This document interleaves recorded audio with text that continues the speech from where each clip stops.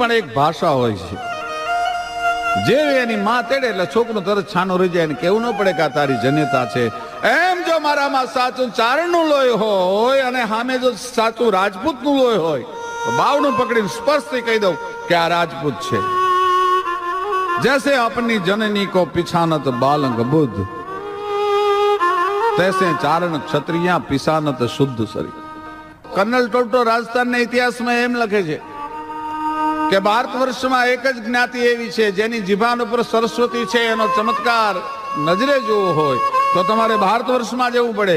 એમાં રાજપૂતાનામાં સૌરાષ્ટ્ર, ગુજરાત, કચ્છ, કાઠિયાવાડમાં જવું પડે. કારણ કે ચારણના મોઢામાંથી શબ્દ નીકળે અને રાજપૂતોના પોતાના લીલુડા માથણા ઉતારી દેવા માટે તૈયાર થઈ જાય. એવી ભારત વર્ષની બ્રહ્માંડમાં કોઈ કોમ નથી નિર્માણ થયું. એક શબ્દ ચારણના જબાનમાંથી નીકળે અને રાજપૂતો પોતાના માથા ઉતારી દેવા તૈયાર થાય.